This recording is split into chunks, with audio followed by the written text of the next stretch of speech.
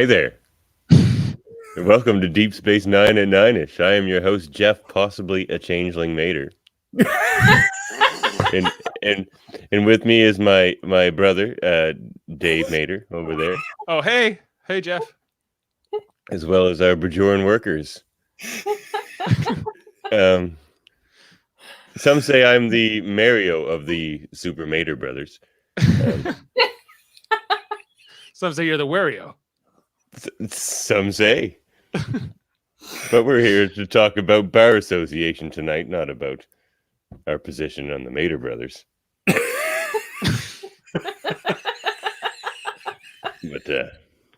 bar association, great episode. Deep Space Nine. Let's talk about it. Let's talk about it. I'm excited. Oh, hold on. Let me close my door. One second.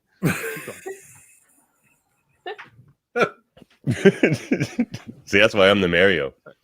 Yep, exactly. Door's already closed. Mm-hmm. I like you, Jeff.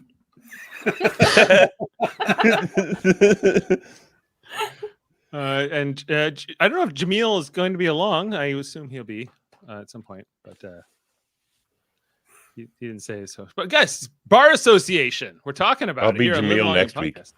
Just run the whole course.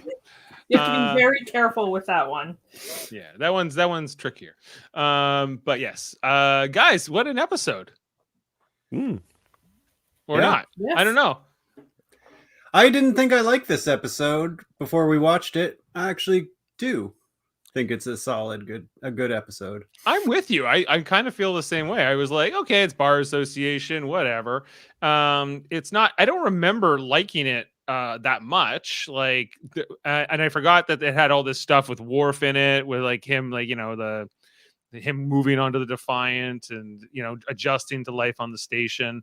That was I knew it was in one of these episodes in season 4, but it's hard to kind of remember what exactly happened when. There's also a lot of stuff going on here with Lita and Rom in this episode. Because Lita's still a pretty new character, and she's like dating Bashir to start off the show, or start off her arc, and then she will end up with Rom ultimately. Spoilers. And so I think it's kind of nice. It's kind of a setup. I think they maybe knew that they were heading in that direction. It seems I think so. For sure, yeah. Yeah. So so Davan, I thought when you said you were going to be Jeff, I thought you were actually going to be Jeff and lead us through. Well, I can do that. He is wearing yellow pants, I'm sure. Are you wearing yellow pants? Yes, and like those what are those shoes called with the toes? Yes. Sandals? No. They don't have.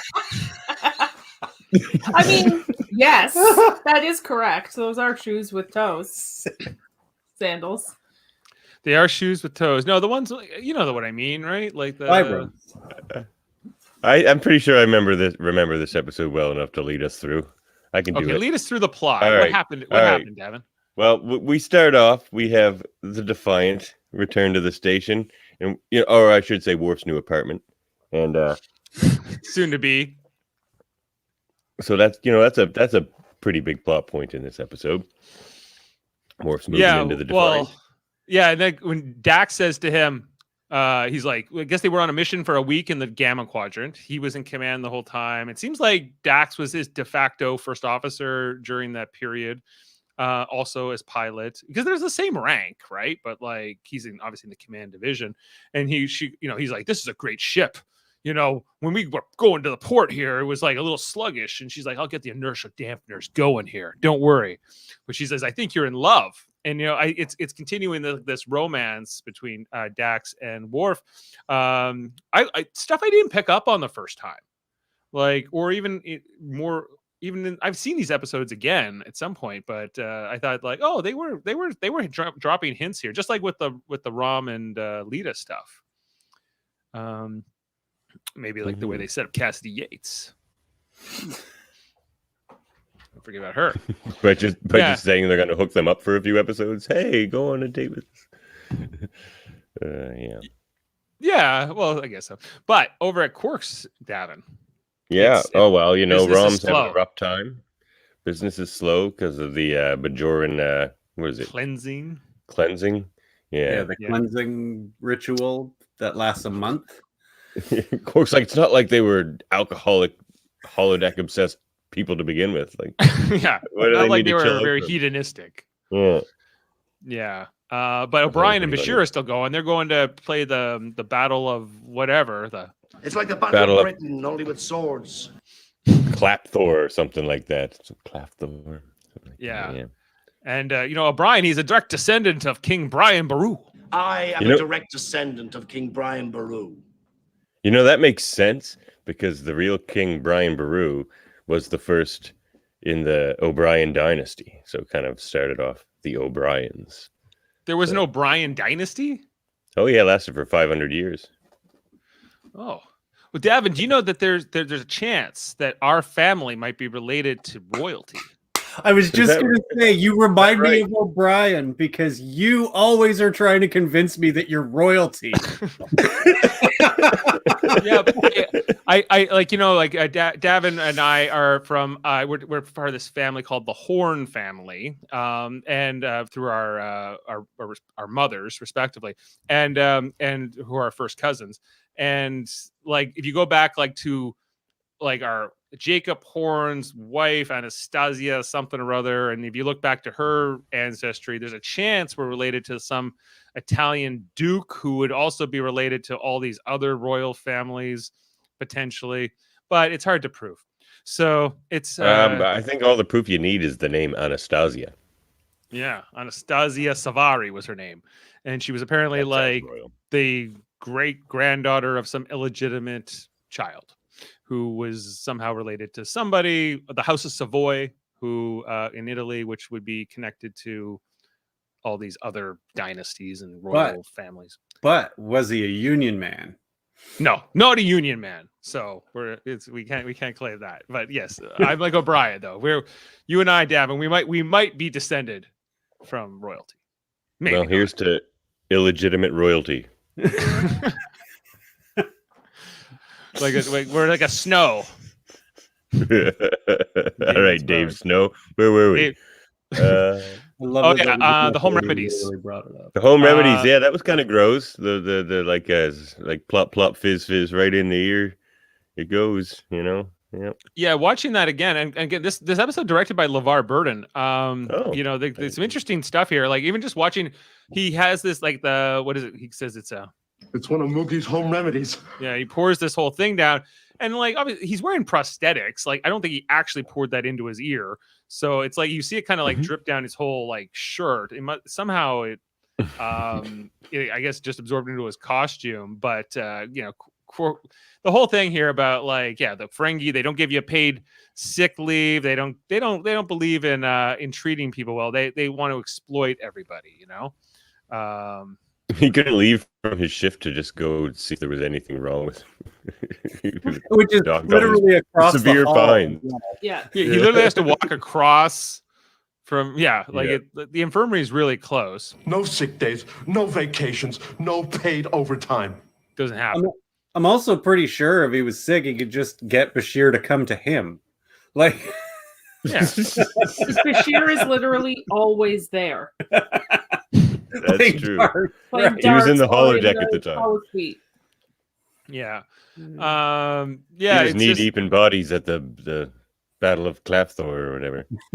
right. But then he collapses at the end of like the cold opening. He's like, she's like, Lita's like, are you gonna do anything? And he's like, yeah, I'm gonna dock his pay. He broke a bunch Quark's a of real jerk in glasses. this episode. What's Yeah, that? they really make Quark kind of evil in this episode at the start. Yeah. Like, but like, could we see someone in real life doing that? Yes. So, yeah. it is sinister, but it's also sort of like, I don't know. It doesn't seem that far fetched either at all. It seems like something definitely that's like Quark, Mr. Traditional Ferengi man, would want to do. There are restaurant owners like that. Yeah. And if you're working in the middle of space, even then, and I think that it was I think that this whole thing was a really good move for Rom, because obviously by the end of this episode, Rom is left working for his brother, and he's now working for the Bajoran militia, I guess. And I think that they did a lot of good things with Rom over like these seasons. When we were Davin, you weren't here for like the early seasons when we were watching season 1, season 2, and Rom is such a different character to start this show. He's kind of just like a jerk and not very endearing, and then they turned him into this completely different guy kind of in season 3. It wasn't even until like season 3 he starts to become this version of this Rom. is like the first Rom episode. It's like right. Even he's not a main character on the show. He's not like he's like kind of like in the Garrick category. He's like a recurring character, and they do a lot of great things with him. I kind of get why maybe he was tapped to be the Grand Nagus at the end. Based more on this, because like I always thought that was kind of a weird move for years and years at the end of season 7 when Zach picks Rom to be his successor. And after watching this, I'm like, okay, I kind of get it. I kind of forgot about this, where Rom really showed that he could be something else. Yeah. A leader. A union man. A union man. Like that? Sean O'Brien. Yeah, I mean, while he's in union sick man. bay learning about unions. Sean Aloysius O'Brien. Yeah. Oh, I'm perfectly healthy, except I've got a disgusting cyst in the back of my neck.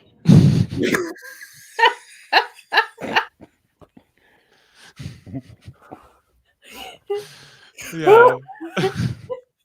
You know about unions?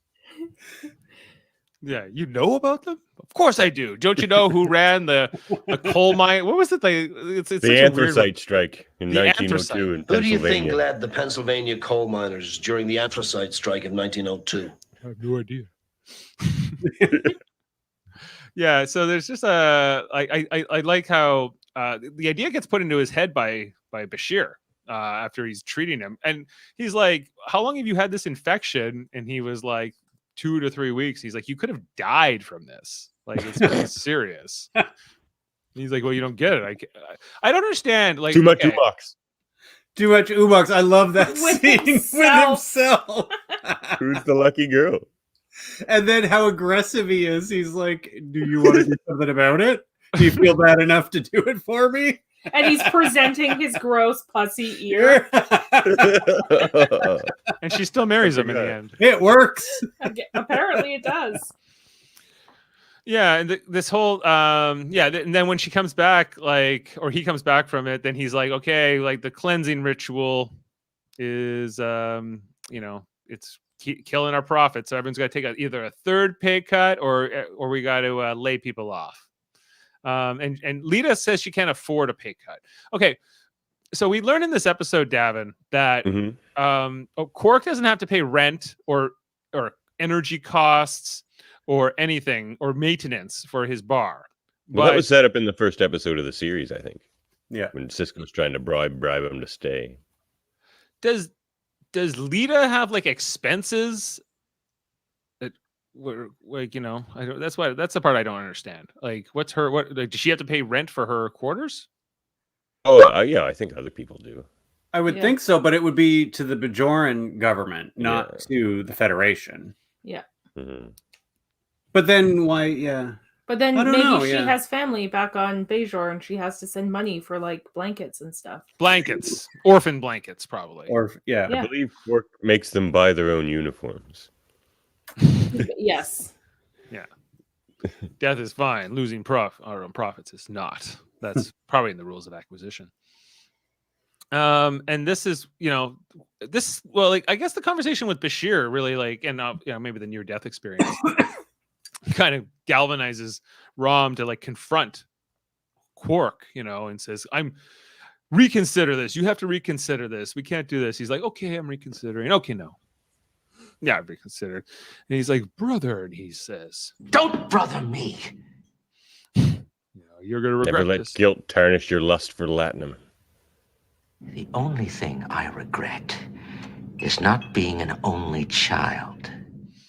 Yeah, they really make him an ass at the beginning of this. Yeah. Except Employees are the rungs on the ladder to success. Don't be afraid to step on them, right? Yeah. family are people, and your dad exploit them as well, of course. Good You one. know, Dax and Worf exercising Davan. They're in Mhm. their gray uniforms. Like it's like a workout at uniform with one thing going one way. outfit. It's an outfit. It's an outfit. And in this case, because wasn't a couple episodes, was it even last episode was Sons of Milk last week? Yeah. Right. And in that one, Dax was using the Batleth and Worf was using the Mechleth. And then this time they're reversed. You know, she's like, I'm getting the hang of this Mechleth. And he's like, yeah, sure you are. Because I guess he says she's the teacher. A Klingon warrior does not need the praise of his teacher. She's like, I'm not a Klingon. I'm a beautiful and sensitive young woman who thrives on probably encouragement or something. So and then like the guy falls through the ceiling, comes out, and it's like somebody's stealing his tooth sharpener. I pulled the growl because it was just funny.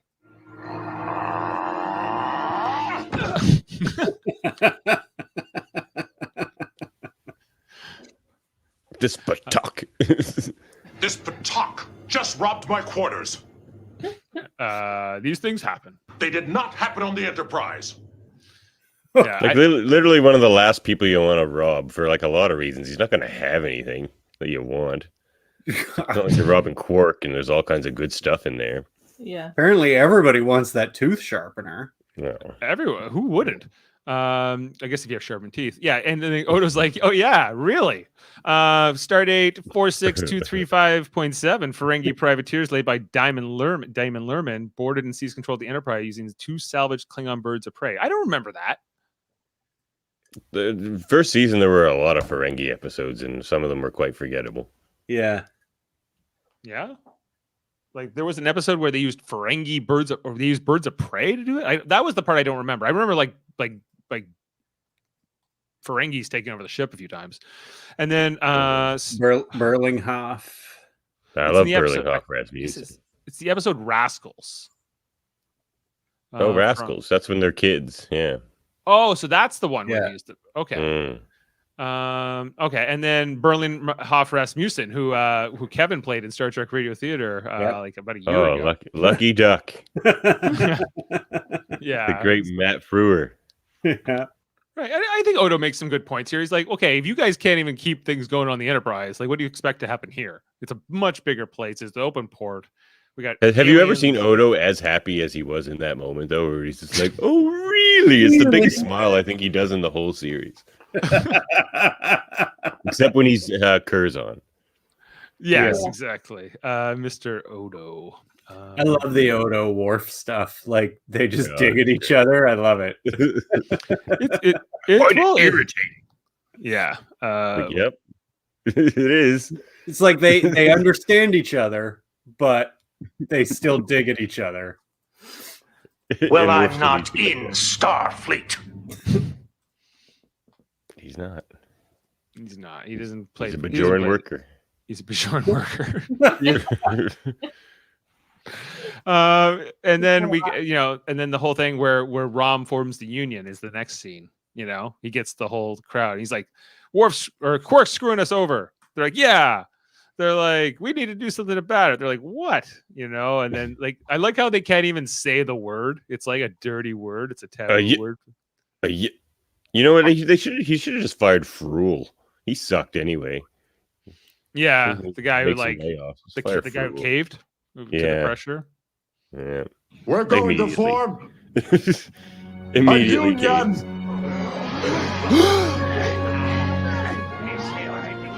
I like the gasps, especially. Yeah.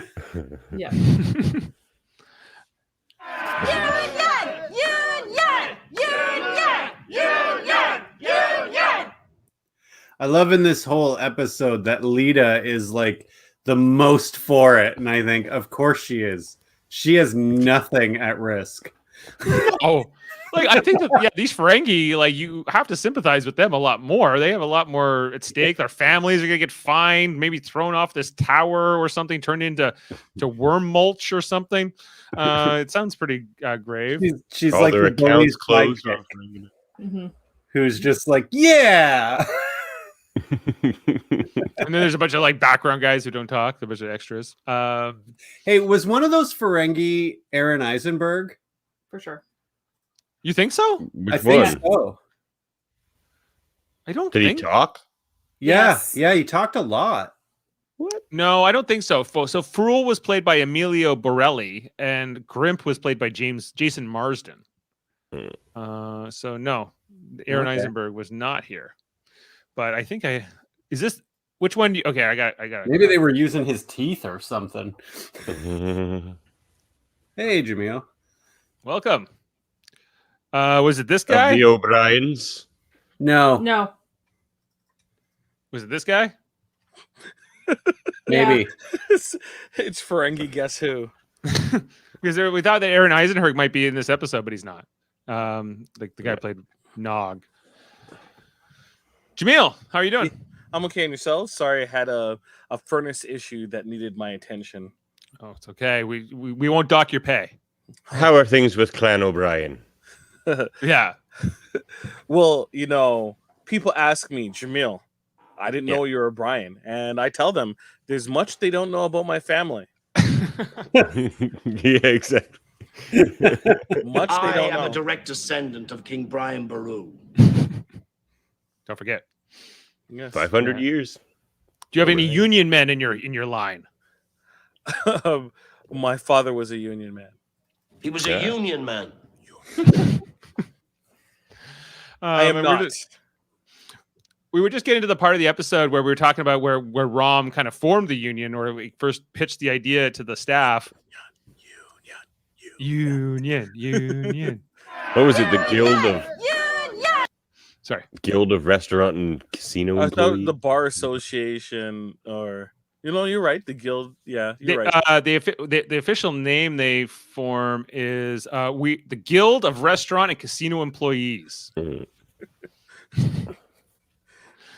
But we were just saying like Lita's all for it. She's like, great, we need to do this. And like the Ferengi waiters and like they have seemingly have a lot more at stake here, considering the constraints and the taboos of their society.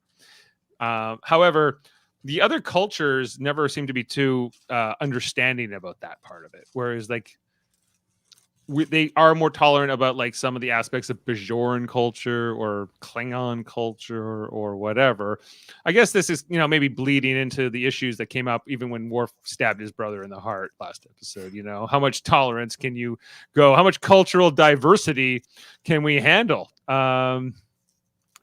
There is a limit to how far I'll go to accommodate cultural diversity among my officers, and you've just reached it. And striking isn't one of them. Yeah. I think Odo's just like, I don't like this either. Seems like a mob to me. I don't would like arrest them mobs. all. But Yeah. Cisco tells me I can't. Yeah. With gritted teeth. Yeah. But Cisco's pushing baseball like a peddler on the street every 5 seconds, right? But I'm intolerant about other people's cultures.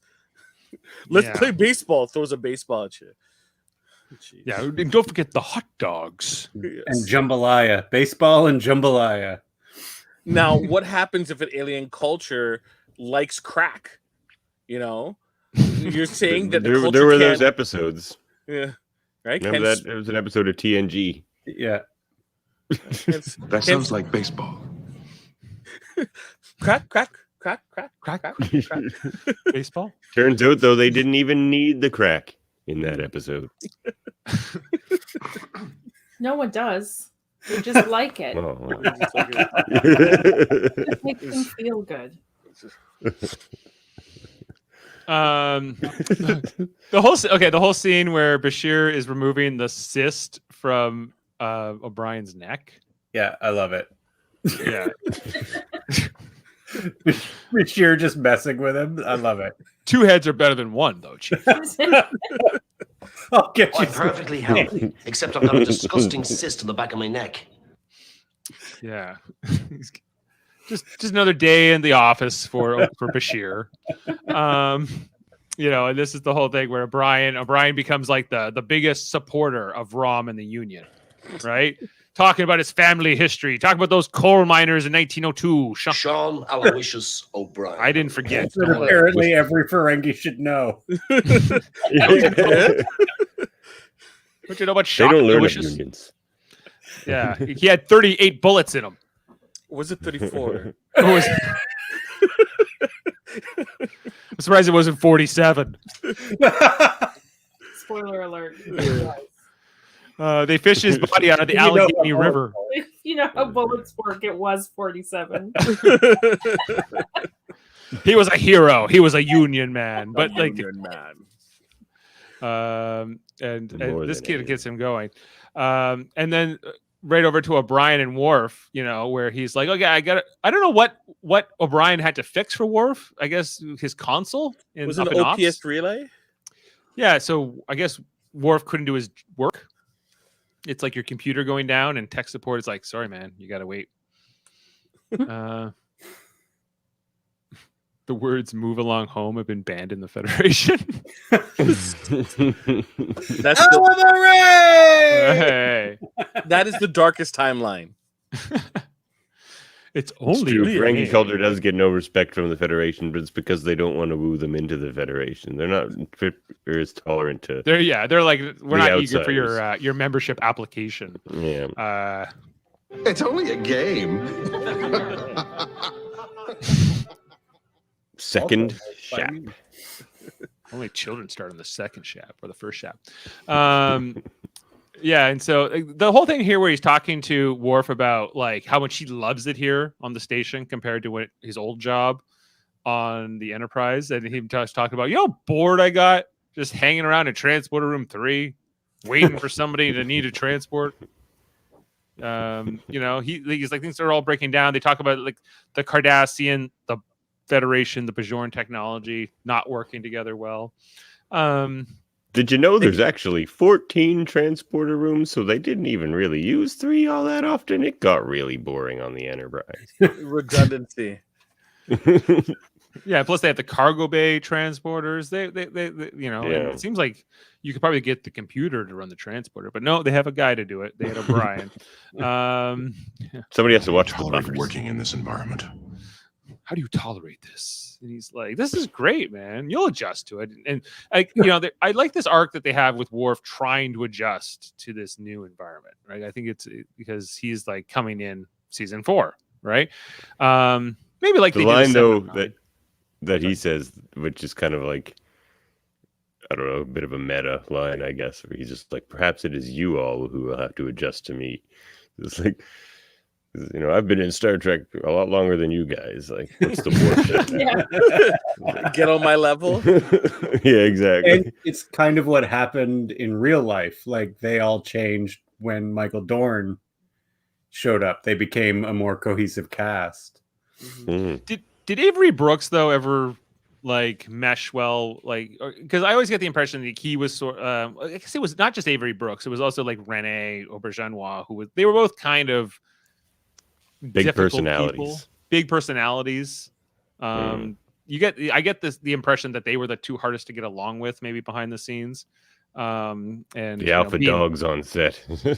yeah, they're the two top build in the show as well. And they were sort of like the most established coming into this, right? I guess until Michael Dorn got here. Because I don't know, what was Rene Auberjonois came from Benson, right? And Benson. No, he was also in another show. He's Les Poissons, les adore les poissons from Little Mermaid. He was the French cook. he was. Yeah. Look how excited you are with this revelation. Oh, I didn't know that. I didn't know that. He was. Oh, there you Listen go. to it. You'll hear it. You go back and listen to it. You'll be like, oh my God, that's Odo singing about fish. Now I'm gonna have to watch Little Mermaid again. Definitely. I would. Yeah. I listen to that song every day. I have a 10-month-old, so we listen to a lot of Disney. I suppose she's 11 months now. I should get that right. Let's Yeah. see. He was Boston Legal with Denny Craig. Well, that's one of the after, best though. shows ever. I love Boston Legal. That was after D Space Nine. Starsky and Hutch. Okay. The Jeffersons, Heart to Heart, Matlock, Murder She Peter Wrote. Parker in a radio version of Spider-Man. Yeah.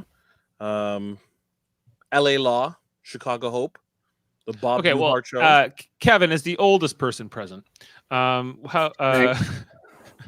You're not that much older than me. Did you know who he was, Rene Auberjonois, before the show, I actually had no idea. or Avery Brooks for that matter? No, I had never seen anything with it. You never seen Hawk? No. Okay. Spencer for Hire. Spencer for Hire? No. I had seen like some of those shows you were saying, Jaemeel, I had seen, but I would never have picked him out. I knew Avery from American History X. I saw that before I started sure. watching Deep Space Nine, I think. Oh, I was already watching Deep Space Nine by that point, because that's like me too. 97, that movie. And around this time, it would have been around this time, like season 4, that they would have been filming that. Anyway, so but like I think Worf saying you got to adapt to me, and I think that there kind of is like a give and take to that, you know. And I think, but let's keep in with the episode, with the whole thing where Quark confronts Rom, and Quark also tells us that his birthday party was last month, however long ago that was. So I guess when can we assume? I don't know how. Like, I don't know. It's hard to always gauge how much time there is between episode to episode. Like how long ago was Sons of Moog? Last week? Anyway, Worf's over it. He's not. He's not part of the birthday party for Quark. But the whole initial confrontation with Rom and Quark, and him just like laughing in their face. He's like, "This is ridiculous." But they all walk out on him. The Rom does it, and then they start like blocking the entrance and paying people not to go in. Which I didn't understand, really. Yeah. I didn't think that that's not a great idea to pay people, like, because they don't do that like they pay people to strike, but they don't pay people not to go into the business that they're striking. That's a weird choice. Majority of the people who possibly would be going are Bajorans, but Bajorans wouldn't be going because it's the cleansing festival, and getting paid money randomly for not going into a bar just doesn't make much sense. So they had to leave the second level. I'd not go to that bar every day. Thank you for not patronizing Quarks. Thank you for not patronizing Quarks. Thank you for not patronizing. I just walk by. I mean, you can thank me and pay me, just not to go in there if you want. Couldn't they replicate some water and just hand it out to people or something, or get a portable replicator, just replicate it outside, and just give it away for free? Why Worf? Sorry, O'Brien and Bashir betting on who's going to walk in was pretty funny. Yeah, that's like the next scene, or like there's the whole thing with Odo and Quark where he's got the holographic waiters. Then we kind of which we touched on, where he's like, I would break this all up if I could. But Sisko says I can't, and but then they're betting on who can go in. They go the Vulcan, not with their sense of ethics. Yeah, but the Paclids go in. They don't have ethics. We tricked you, Janeway. I took your money from downstairs and went to the top. Yeah, that's actually pretty smart. That seems like something the Paclids would do.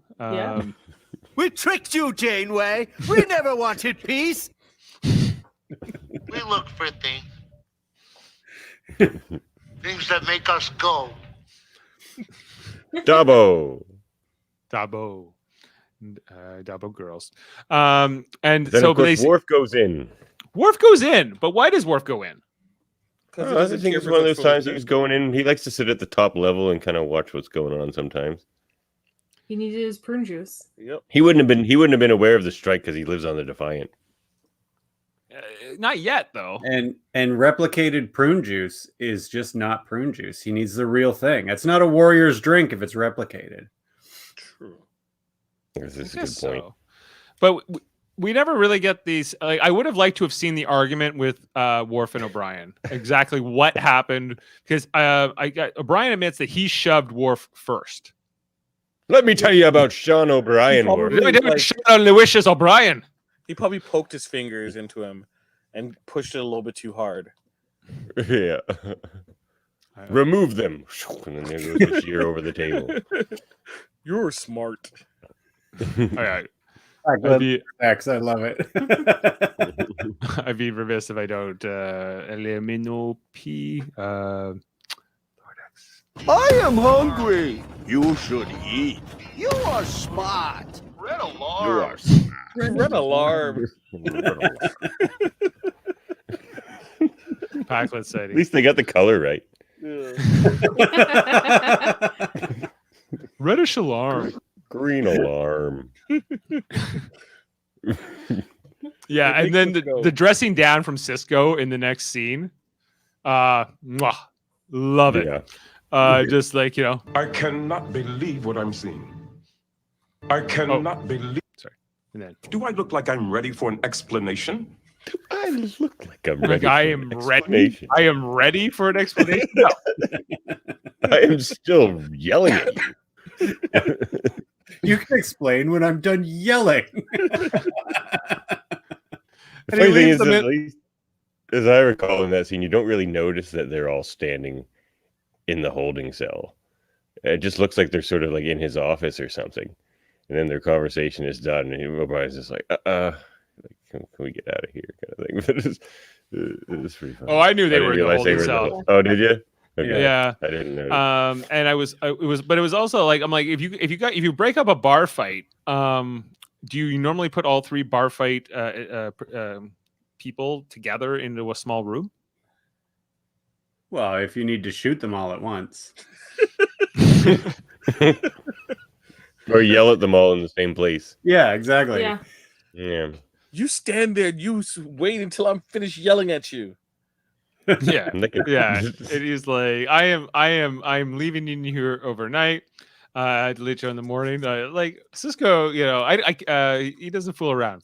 we weren't and- brawling, sir. We weren't I brawling. want to know what he's really thinking of Worf right now, though, because last week he had to dress him down for trying to murder his own brother, and this week he's throwing the station's doctor over tables, Yeah, you got a Well, big that's an gash across his improvement. head. fighting with the engineer.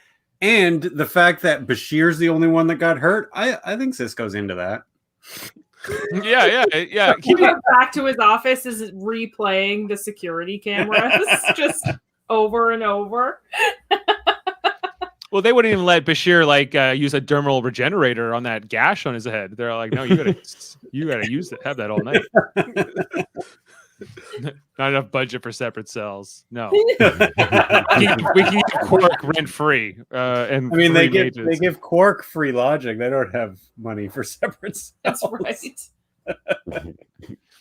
The other ones looked empty. Yeah, but the whole scene where Quark confronts Cisco and or other way around, Cisco confronts Quark up in the office. He's like, "Okay, man, this is not good. I got O'Brien and Worf shoving each other. This is getting a little. People are starting to not like this. I need you to settle this deal and get it out." And Quark's like, "Hey, man, this is hard because of Ferengi culture and customs." He's like, "I don't know much about Ferengi culture, but I do know who's the least on your bar."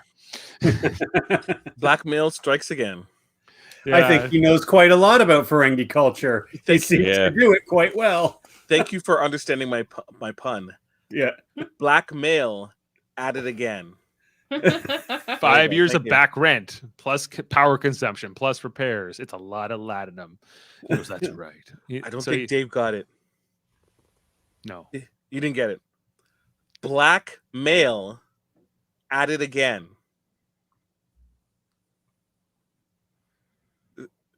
Do you know who Cisco is? Yes. Do you know what blackmail is? Yes. Do you know That he that is. Cisco is a black male? Oh, he's a black man. Jeez. You got it. But those are those. And that is why you are Luigi.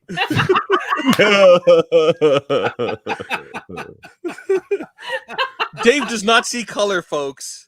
He Well, doesn't. I was thinking MAIL and not MALE.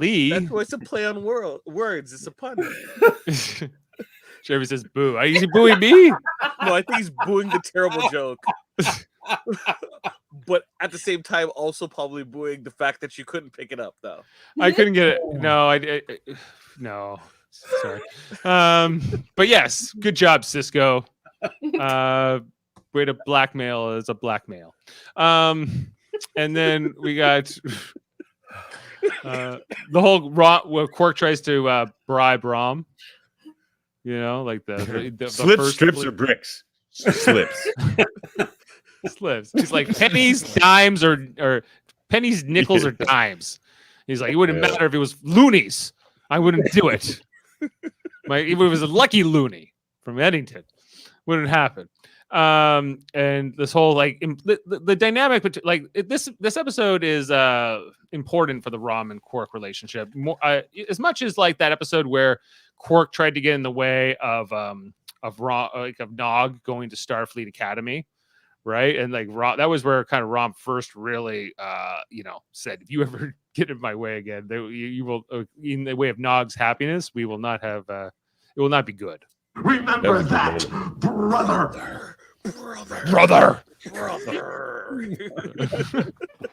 That's all I hear. That's all I hear when he does that. Yeah, he's like, do it like Hulk Hogan. There has to be a deleted scene where he just hulks up. He's like, Max Verdanchik doesn't know who Hulk Hogan is. It was at this point that Jeffrey Combs himself shows up. Brunt, FCA. He's back for this episode. Did you guys enjoy him in this one? Liquidator Brunt. That's Liquidator Brunt to you. That's Liquidator Brunt to you. to you. To you. We're going to form a whole army of murder drones. Might I just add that Nausicaans make everything better? Whenever the Nausicaans show up, it never gets worse. I remember, I think when I saw this the first time, I was like, Nausicaans. Like, yeah. Actually, what did you say? The best hired goons you can get. In the same episode. Yes. And I think both races would throw darts at each other. Yeah, like not at each other, but like at themselves. Yeah. Yeah. Remember that scene in The Simpsons where there's like hired goons? I just imagine that in like a Nausicaan voice. It's like, hired goons. With it. Hired goon. Play Dom John Truman.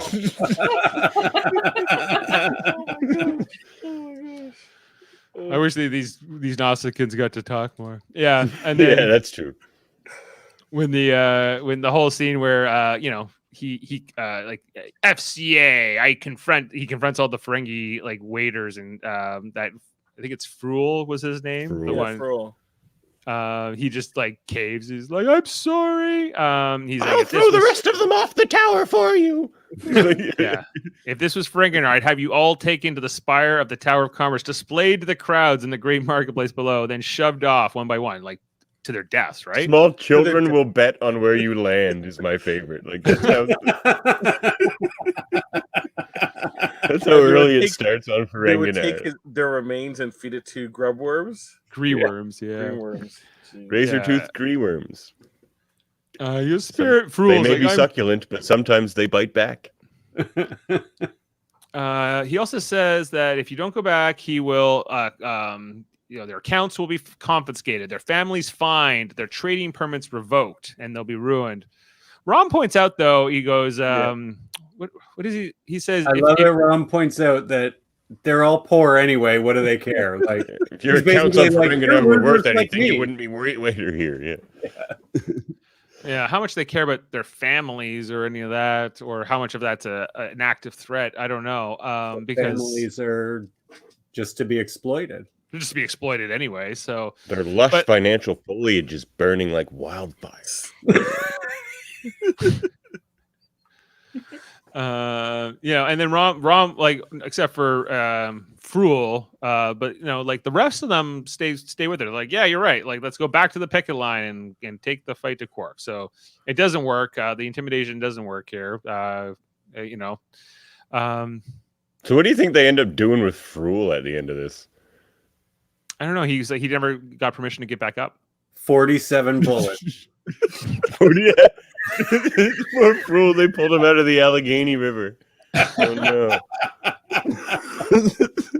Fruel, Union Small Man. children bet on 100 years in the future, they're telling stories about what a hero he was. He was a Union man. Fruel, Union Man. Yeah. He was a Union man. Union Man. Hero of New Ferenginar. The scene where Worf apologizes to O'Brien, and this is where he tells him he's moving to the Defiant. He's like, "Why would you do that? You're gonna be all alone up there, living basically in bunk beds." He's like, "Yeah, it's gonna be great." How does that work if there's a mission? He goes. He goes. He has to go. Yeah. He's never not going. Wakes up and he's in the gamma quadrant. I wish they'd done that one episode. He just comes out and he's in his pajamas. I'm on vacation this week, but this is where I live. He's singing loudly to a Klingon opera. Comes out of a sonic shower. Starfleet, they work in their pajamas. Yeah. Yeah, so that seems fun. Do you guys have any emotion, because obviously he does move back into the station, I guess, when he gets together with Dax, right? Or when they've become at least when they get married, he moves back into the station. But I remember being kind of like, come on, Worf, you're not integrating very well here with this crew. I remember thinking that at the time. He was in love with the Defiant. And a little I love the imagery of him just cranking the stereos on the Defiant, though. She's like, you can fire the opera through all the intercom speakers and play it as loud as you want. I just imagine Worf lying there with the Defiant resonating with Klingon opera. Milota, something like that. He has a dress shirt on and he slides across the deck. His underwear. Full of prune juice and sunglasses. Just to be cool. The real reason he lives on the Defiant. So he can just walk around naked all the time and sing Klingon opera to himself. Yeah, so I thought that was fun. And then Lita and Rom, this is kind of like we were saying earlier, Jaemeel, they were kind of setting up this, eventually Lita and Rom was going to become a thing, even though, she was because do you want to? They have more chemistry together than Julian and Lita does. We don't even see Julian and Lita together ever in this episode. Well, yeah, you're right. In this episode, we really only see them together when they break up on Ryza, right? Yeah. Which is this season 2, I think, or maybe it's the beginning of next season. Yeah, but just where she's like, okay, I got dinner with Julian, and he's like, well, he's a lucky man, and she's like, almost as brave as you are. So Bashir is not as brave as Rom. He was pretty brave on that planet when there was bombs falling all over the place, and he was carrying things across the battlefield by himself. Come on, Lita. Or when he tried, but he's not a Union man. He's not a Union man, actually. Or when he tried to heal those Jem'Hadar. Or that, yeah. Yeah, but not as brave as Rom. He's only a Starfleet officer. Rom's defying his entire culture and planet. Well, yeah, they're both brave. True, but if they were going to put on the scales, the balance scales, Rom would be heavier on that one. Which I thought. I mean, they do bust up Quark pretty good. The FCA. That's true. Well, speaking of, this is where Quark then confronts Rom, and Rom's like, "Oh, she kissed me or whatever," and he's feeling pretty good, and he's like, "Yeah, no accounting for taste. Listen, those he's gonna come after you. Brent's gonna come after you. He's gonna hurt you." And he's like, "Well, what do you care? Like, you said you only want to be an only child, and you're gonna dock my pay and everything." And Quark's now starting to buckle, which isn't character for Quark, because he just like he was when he was mad at Moogie for not signing the thing. Moogie.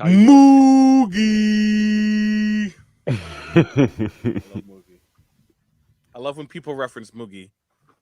Me too. Where is she? Moogie. Moogie. Would you like some snails? I'll pre-chew them for you. We need a Gowron doing Moogie. Moogie. Glory to you and your Moogie. I like the Ferengi thing when they walk into your house. Just like, My house is my house, as are its contents. I do have that. So where is that? Quirk and Brunt. Yeah. Yeah. My favorite thing about My house is my house, as are its contents. Content. my favorite thing about Brunt is every time he introduces himself, Brunt. Brunt. FCA. Brunt. FCA. Yeah, I love the way he plays that character. It's so different than Wayoon, you know. Yeah. Yeah. But it's still Jeffrey Combs. Oh yeah. You always know it's Jeffrey Combs, but it's not. You know, it's not even just the prosthetics. It's just the way he does it. Everything. Yeah, I heard Renee got him that role. Oh yeah. They didn't want Which to bring one? in. Who came first? Brunt came first on the show, and then Brunt. Wayoon, right? Yeah. I don't Yeah, think we've he even got. had Never Wayoon mind. yet. He got him the Wayoon role. Then they didn't want to use him again, but Renee convinced them that it's Jeffrey Combs, and he could play a million characters on the show, and you wouldn't mistake them for each other. And when I first saw this as a teenager, I didn't know they were played by the same person. Yeah. Oh, The two characters were in an episode together, and you wouldn't know it was the same person. I think I have a thing for voices. I always know a voice, and so it's like I always knew it was the same. And then when he played Shran later on in Enterprise, it's like I can't not tell. But that's just me. It's my superpower, maybe. I don't know, or not. Pretty lame. Anyway, That's why he's Luigi.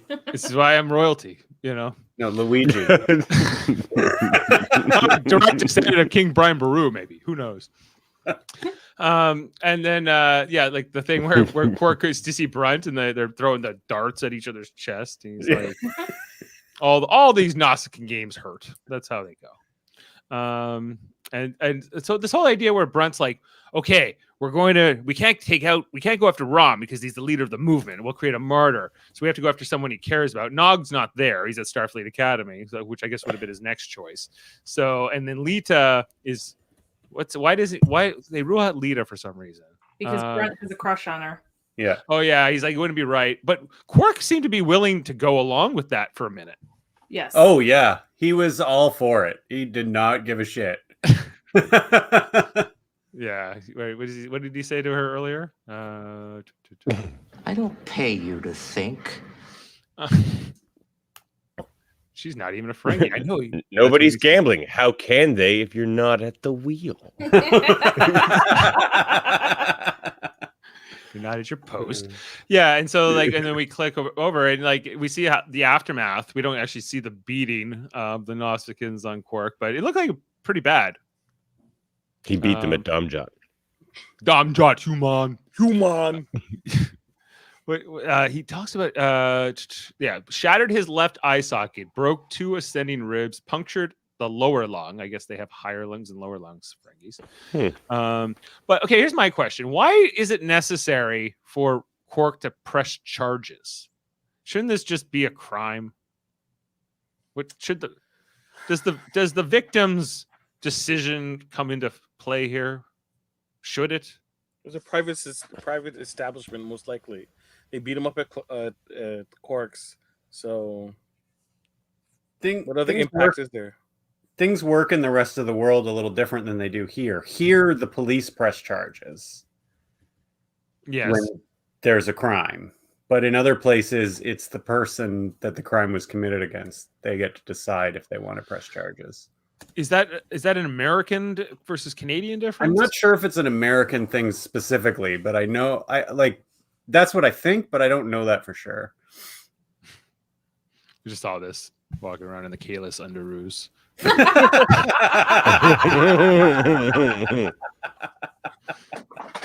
Lady Lucara. I think they really missed a chance. No, that is now canon in my head. And so this is kind of where this is where they make the deal, right? Though he's like, okay, you'll end the strike, you'll end the union, I'll give you what you want, but we have to fake it because I can't admit to the FCA I gave in. And so this is where they kind of negotiate. They finally negotiate the deal. And I think that this is kind of also the reconciliation between Quark and Rom, where they figure out that this is that they don't want to see themselves tossed out an airlock. I think was what he said. So right, and then they all get their raises. So we see Dax with Worf on the Defiant, where she gives him the Klingon operas. He took off the mattress. I thought was nice from the top bunk, so he can just sleep on the shelf, because his Kern had been throwing him some shade, saying your quarters are soft and your furniture is infallible, huh? Just like the rest of your Federation bullshit. This is his direct reaction to that. I live on a warship. I live on a warship, Kern. With no mattress. Yeah. Show you, brother. I'd tell you all about it if I didn't erase your memory and stuff. I don't really buy this storyline. He had some nice quarters on the Enterprise. Yeah, he had a nice bed there, but it was more nice, big, spacious quarters. I think it's just a control thing for Worf. I think the fact that he was chief of security of the Enterprise and the amount of control he had about things on that ship, and he's not the chief of security here, which is an issue, and it's not a Starfleet environment. So I think for him to live on the Defiant is the closest thing he can get back to sort of what he's used to. But yeah, you're right. Like it's like he had a nice bed on the Enterprise. It wasn't like he lived like a warrior per se on that ship. He and Jadzia have silk sheets later. Yes, yeah, like in bearskin rugs and all kinds of things.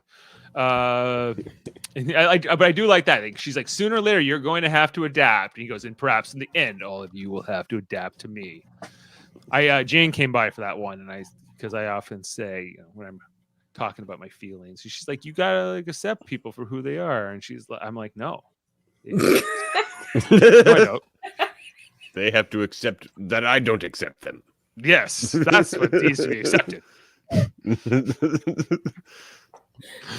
Okay, and then the end of the episode where the business is back open. Quark is running things. She got Lita's in a good mood because she got the raise. I like how Kira finally shows up for like 5 seconds at the very end here.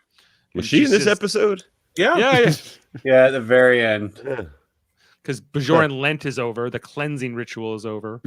So she can get her 2 mugs of synthale, a double order of Hasperat, and hold the conversation. Yeah. And then Rom. Okay, and, Jaemeel, did you like Rom joining the Bajoran like militia and becoming like a whatever he becomes, like a technician of some kind? Yes, I did. Yeah. And I feel it was a progression of a character that we've seen from season 1, has been in a particular mold and has grown. And I felt it was like a best use of the character moving in an upwards momentum. Plus, it adds to the dynamic between the two brothers, which is always good.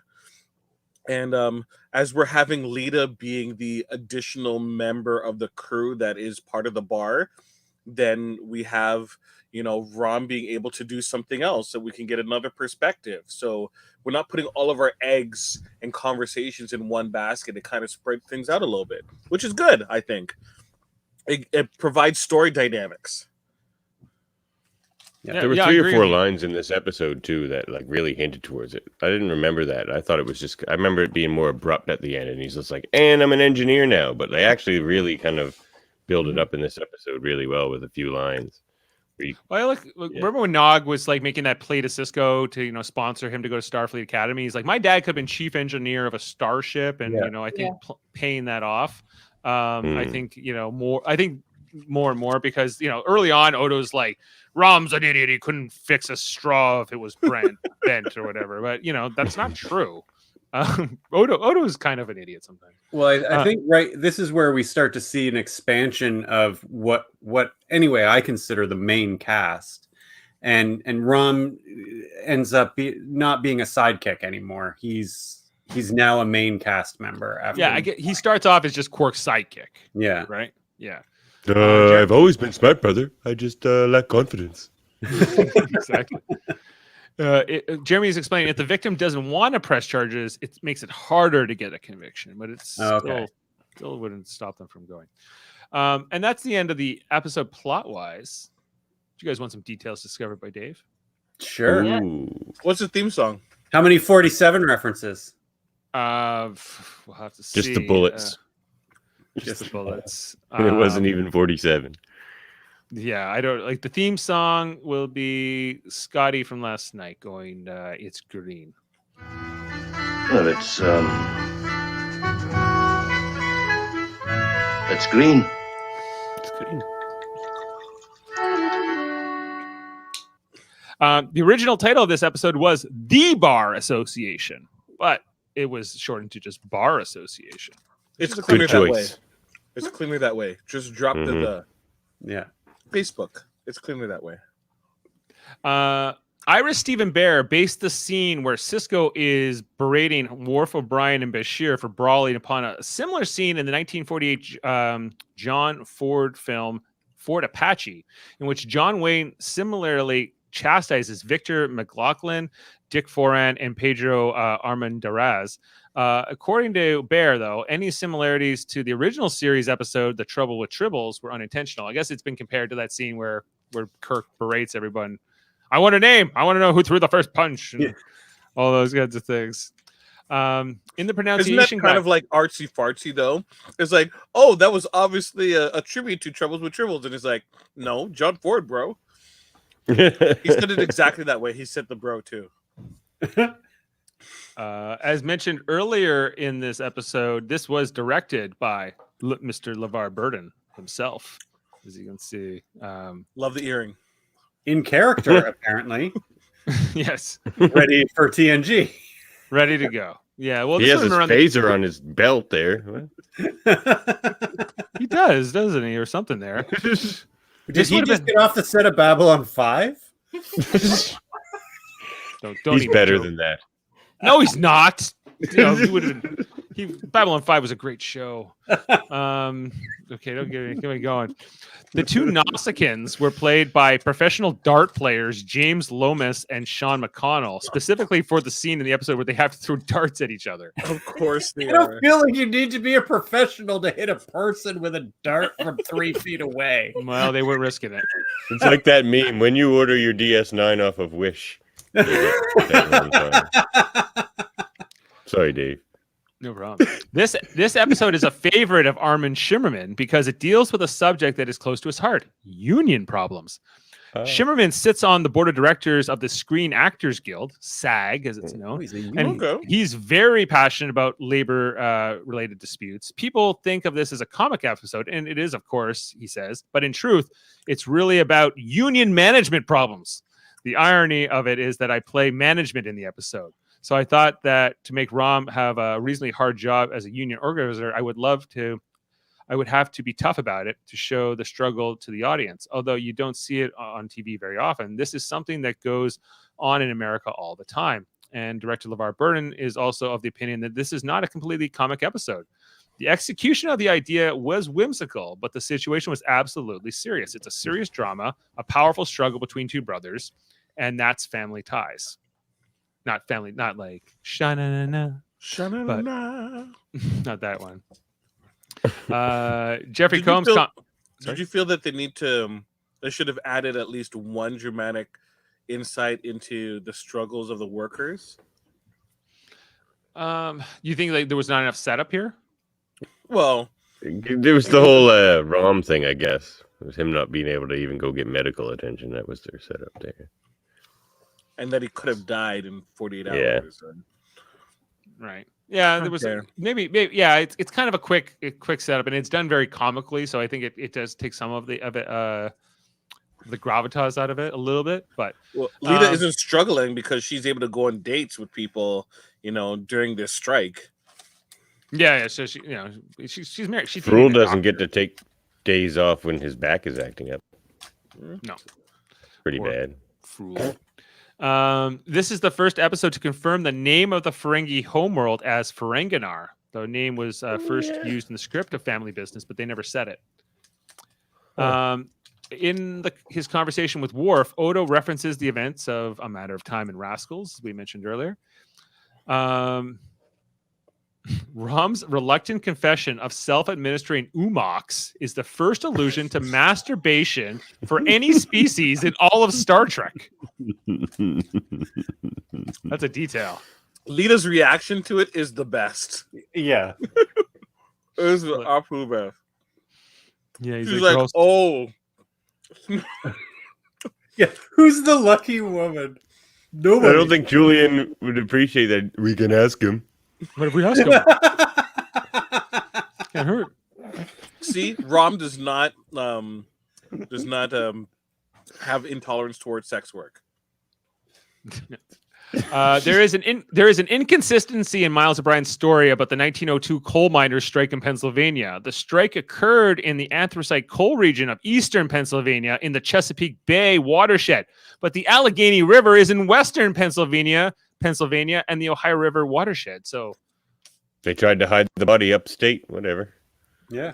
it's like 6-7 hours across the state on the other Willing side. to hide very well. Well, the O'Briens are made of stern stuff. That took them that long to kill him.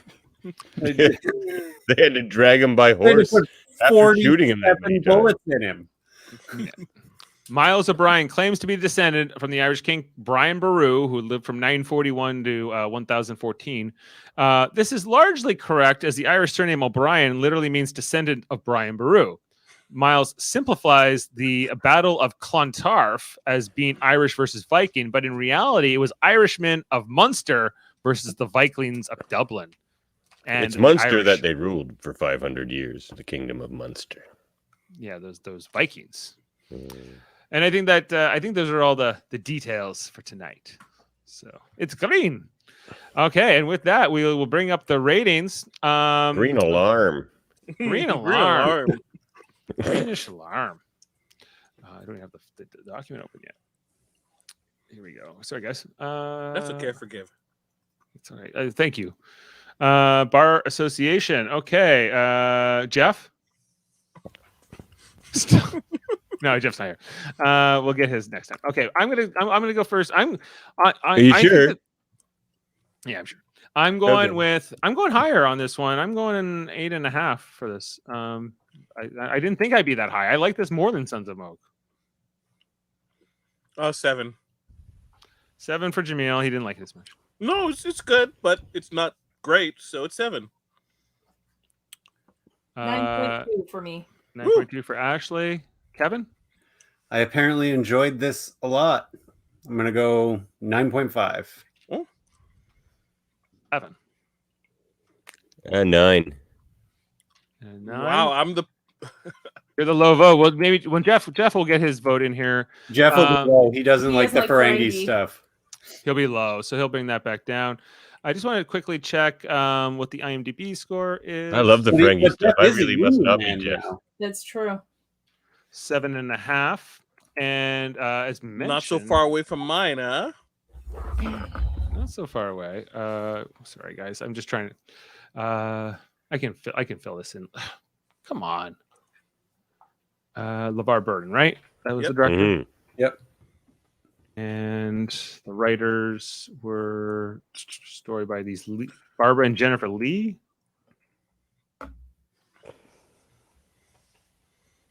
Look at this later. This is not working. Okay. All right. So 8.6 is the average right now until Jeff brings it back down because he is free. Maybe this is the exception to the rule. He likes this one. He ends up liking this one more. The next episode is called A Session. Jeff's a union man. He is a union man. He is, so maybe he will like it more. Do you guys remember this episode? A session. I can pull this down too. Is it Ascension? Or A a Session. We already talked about it. Which one Yeah, was it's it? the one where the like fake prophet or Oh, the yeah. fake It's Bajoran stuff. yeah. The Bajoran poet guy. What's Oh, the emissary. emissary? It's like And then yeah, Kira right. has to start making birds. like clay. Yeah. Her Right, Dajaris. Her Yeah. jar- Yes. yeah. Return to the Dajaris. The caste system's coming back. Yeah. Yeah. Yeah, they're Dajaras, and like I guess that's what the Bajorans were doing not even that long ago, like even within the last century. They were just like, it was kind of like your profession was passed down. But then they had to start to fight and all become soldiers. I'm going to fight. I'm going to get revenge. I'm going to make a cute little ashtray for my incense. It's going to look like a puppy. Ooh, a puppy. Yeah. You think I have time for anything other than resisting? Fighting fascism is a full-time job! All right. Well, I think that's that's to talk about Bajor. Are we not supposed to talk about Bajor? It's coming next season. Just don't talk to Shax, man. Like they're just gonna learn. Get out of my chair! Get out of my chair! I remember not liking a session that much as an episode. It's not good. No. It's not the best. It's not like this, but you know. But this is where Cisco starts to embrace being the emissary when it's almost taken away from him. Right, because he saw it was going to take down the Bajorans down like the wrong path, right? Mm-hmm. Definitely away from the Federation. And like he can't have that. He's also He's a Federation man. He's a Federation. Right. 37 phaser holes they found in him.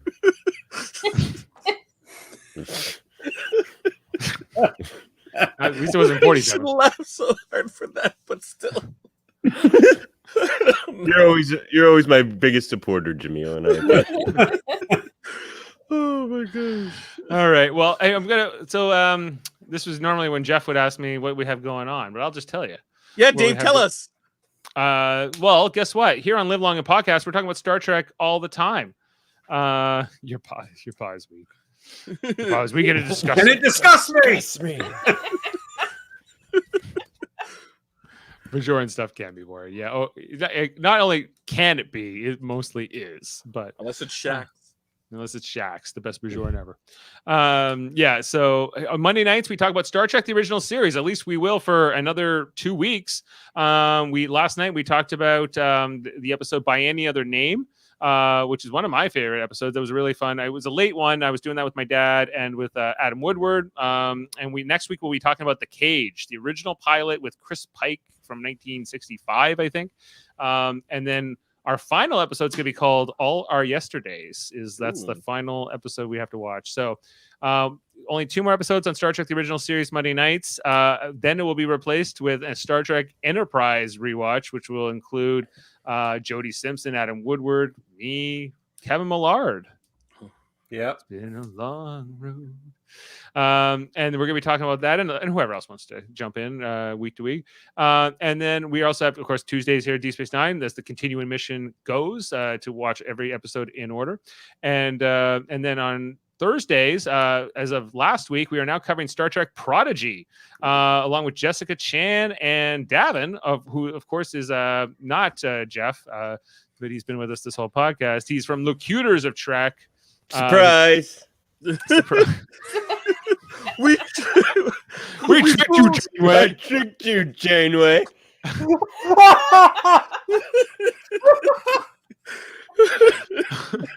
Devin was a spy the whole time. Oh yeah, and then we also will starting November 18th. We're going to be covering also on Thursdays Star Trek Discovery Season 4. I can't believe it's already starting up again, but it's back. It feels like Season 3 didn't end that long ago, but I'll be doing that with Adam Woodward and Michael Chan. So we're going to be doing both podcasts on Thursdays, starting up in about 2 weeks, and then. Coming up at near the end of November, we're returning with Star Trek Radio Theater. We're going to be doing an episode of Lower Decks, actually, which we've never done before. We're going to do Wedge Douche, which is the one where we had the Klingon Lower Decks, the Vulcan Lower Decks, the Packlet Lower Decks. Red Alarm. So you have lost all control. we've lost all control. I think that's gonna be a real fun one. It's gonna be a short because those are only like 22-minute episodes or 23-minute episodes, but it will be a nice one just to get us warmed up, as it's been a few months since we've done one of those. And then coming up in December, we're gonna do our annual Star Trek movie, as we're gonna be doing Star Trek First Contact, the whole reenactment audio version. Doing the lines and the script with sound effects and everything else. If you never checked out our Star Trek Radio Theater, check that out. It's all there, back catalog. And then we also have a couple other channels, including Trivial Debates. It's our channel where we argue about movies, TV, sports, different categories in a debate show format. Davan was just on the episode on Sunday, which we did with Rajesh Cuddy and Adam Woodward. That was a lot of fun. It was a Halloween themed episode. And then also Super Mater Brothers podcasting. I thought you were gonna I'm say protesting the results. Yeah. Well, it's hard to be the judge sometimes. It's easy to make a, I don't know. Such a Luigi thing to say. Said my paw is weak and it disgusts me. And then Super Mater Brothers podcasting is our third channel where we talk about TV and movies not related to Star Trek. Right now, we're covering Survivor season 41, have been for 7 weeks or so. We'll be on Wednesday nights and continuing to be at 9:30 p.m. after those episodes air. If you've been watching the new episode of Survivor or season of Survivor, or you're planning to, check out our podcasts that go along with those. And we also did Big Brother earlier this year, both the US and the Canadian versions. And we've talked about other things, including Marvel Cinematic Universe content, including like WandaVision, Black Widow, Shang-Chi and the Legend of the Ten Rings. And I'm hoping to do a podcast on Eternals at some point, but I don't know who I'm going to talk to about it. I'm going to see it on Friday or Saturday. So, Davan, if you want to do tickets. If you want to do a podcast with me about Eternals, I would love to do so. Can do. I'm a Marvel encyclopedia, man. Great. I'm going to see it on Friday night in IMAX. I'm looking forward to that. And I also, I said I did want to touch on what's it called? What If? What If? See, distant memory. Yeah. So, What If is one of my favorite comic books for Marvel. So I would love to just kind of touch, at least give a rating to it in our little sheet. So anyway, so those are all our content. Also check out my son's podcast. His name's Eamon Mater, and he's got a podcast called Let's Talk About Fighting Games, which you can find on Spotify, wherever you get your audio podcasts. And we'll be back next week here on D Space 9 at 9ish to talk about a session. And anyway, Dajaras. And Dajaras and Bajoran cleansing rituals. And whatnot. 3 hours too long. What's 3 hours too long? Not this podcast. Not this one. No, we're only an hour 17. Okay, so ending up here on D Space 9 at 9ish. We'll be back. And thanks, Davan / Jeff. No problem. Listen to my podcast if you're not sick of my bullshit. Because there's a lot of it on there too. Check it all out. Check out Davan's podcast and everything else. Thanks, Kevin and Ashley and Jaemeel, and we'll sign off for tonight. I think we know the soundbite I want to go out on for this one. Here we go. Oh, but first, Jeremy, he's saying Eternals is 3 hours too long. Ooh. Oh. It's 2 hours and a half. How do you know? It's not out till Friday. Yeah, Previews, Thursday night. Previews. Actually, Thursday. Wednesday is previews. Yes. Yeah. All right, but until then, live long and podcast.